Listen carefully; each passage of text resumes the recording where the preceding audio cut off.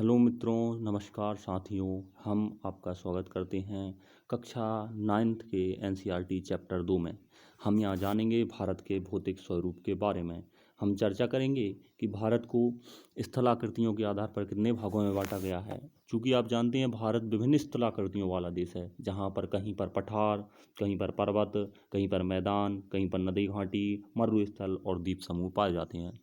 आप वैसे अवगत होंगे ही द्वीप समूह से, फिर भी हम इसकी विस्तृत चर्चा अगले वीडियो में करेंगे। यहाँ हम पहले भाग की चर्चा करने वाले हैं। चूँकि भौगोलिक आधार पर भारत को लगभग 6 भागों में बांटा गया है, जिनमें से पहले हम उत्तरीय पर्वत की बात करेंगे, उसके बाद मैदान की बात करेंगे। उत्तरीय मैदान की जो विशाल मैदान है उत्तर प्रदेश, पश्चिम बंगाल, झारखंड वाले क्षेत्रों में फैला हुआ है, और फिर भारतीय मरुस्थल, तत्पश्चात तटीय प्रदेश और द्वीप समूह की हम बात यहाँ पर करेंगे। तो सबसे पहले हम बात करें भारत के हिमालय वाले भाग की, तो उत्तर का उत्तरीय पर्वत प्रदेश, जिसे हम उत्तरीय पर्वत प्रदेश के नाम से जानते हैं, भारत की उत्तरीय सीमा में विस्तृत है।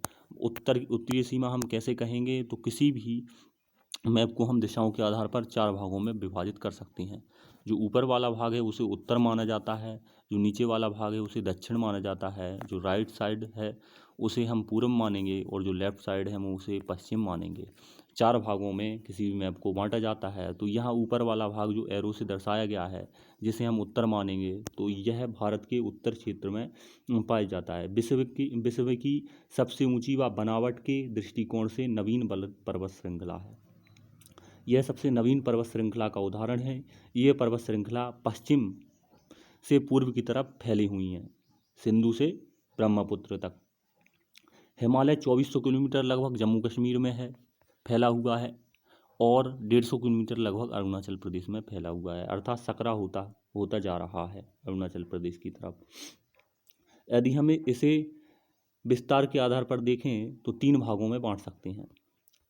3 भाग कुछ इस प्रकार हैं: शिवालिक श्रेणी, जिसे हम हिमाद्री भी कहते, शिवालिक श्रेणी, और मध्य हिमालय और आंतरिक हिमालय। तो पहले वाला भाग जो महान आंतरिक हिमालय है हमारा, जिसे हम हिमाद्री भी कहते हैं, उसके बारे में हम यहाँ पर चर्चा करें, जिसमें सबसे ऊंची चोटियाँ भी पाई जाती हैं। लगभग 6000 मीटर इसकी औसत ऊंचाई है।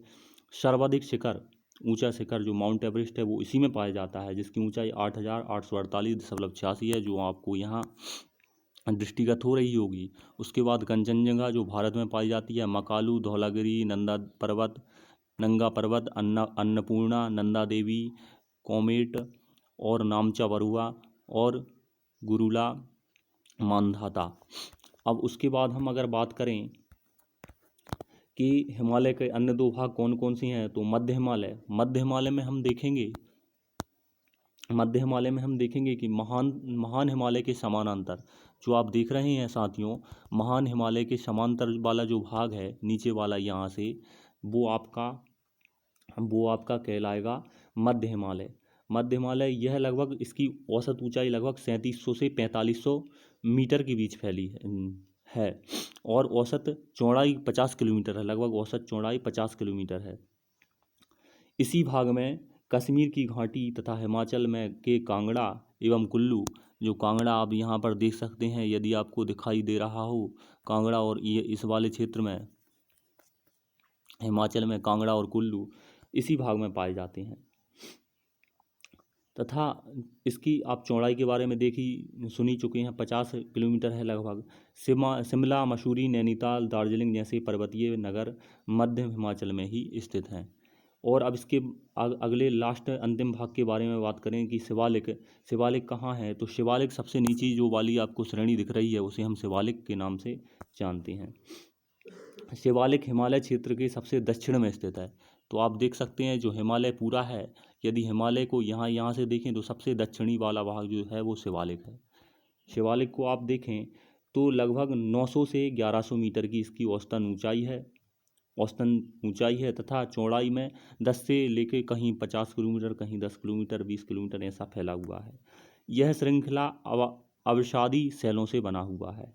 इस क्षेत्र की घाटियाँ नदियों द्वारा लाई गई बजरी तथा जलोढ़ मिट्टी की मोटी परतों से ढकी हुई है। यहाँ से जो सिंधु, गंगा, ब्रह्मपुत्र, चेनाब, रावी, सतलज, ब्यास आदि की परतों से ढकी हुई है। मध्य हिमालय व शिवालिक के बीच स्थित लंबवत घाटियों को दून कहा जाता है। जैसे आप दूनों, बहुत से सारे दूनों का नाम सुन चुके होंगे। देहरादून आपने सुना होगा, कोथरी दून एवं पाटली दून के बारे में आपने विस्तृत चर्चा सुनी होगी। ये तो हो गए हिमालय के वैसे वाले भाग जो हम देख सकते हैं। बाकी कई अन्य नामों से भी जाना जाता है। प्रादेशिक स्तर पर हिमालय को, जैसे पंजाब हिमालय, सिंधु से सतलुज वाला क्षेत्र को पंजाब हिमालय के नाम से अपन जानते हैं। कुमायूं हिमालय, सतलुज व काली नदी के क्षेत्र को, जो एनसीईआरटी में वर्णन दिया है जिसका। नेपाल हिमालय, ये काली नदी और इस वाले क्षेत्र को, तीस्ता नदी तक के क्षेत्र को नेपाल हिमालय के नाम से जानते हैं। असम हिमालय, तीस्ता नदी से ब्रह्मपुत्र नदी तक के क्षेत्र को हम असम हिमालय से के नाम से जानते हैं। तीस्ता नदी से यहाँ ब्रह्मपुत्र वाला ये वाला क्षेत्र, और उसके बाद आदि नामों से जानते हैं। उसके बाद अगर हम बात करें हिमालय पर्वत की श्रेणियों के कुछ प्रमुख दर्रे, तो आप काराकोरम, जो जम्मू कश्मीर में काराकोरम है, उसके बारे में देख सकते हैं। सिपकिला आपको यहाँ दिखाई देगा, जो आपका हिमाचल प्रदेश में पाया जाता है। नाथुला यहाँ सिक्किम में आपको दिखाई देगा, नाथुला। उसके बाद बॉमडीला, जो आपको अरुणाचल प्रदेश में दिखाई देगा, बॉमडीला। तो आदि के बारे में हम, आदि यहाँ पर स्थित हैं।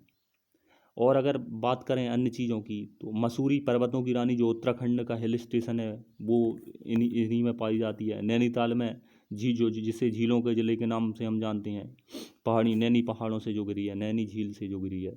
रानीखेत हिल स्टेशन, जो उत्तराखंड में पाया जाता है। उंगमंडलम, जिसे ऊटी घाटी भी कहते हैं, जो सबसे नीचे पाई जाती है, जो हिमालय का हिस्सा नहीं है, उसकी चर्चा हम बाद में करेंगे। धन्यवाद साथियों, हम अगली चर्चा को जारी रखेंगे अगली वीडियो में और ऊर्जा के साथ।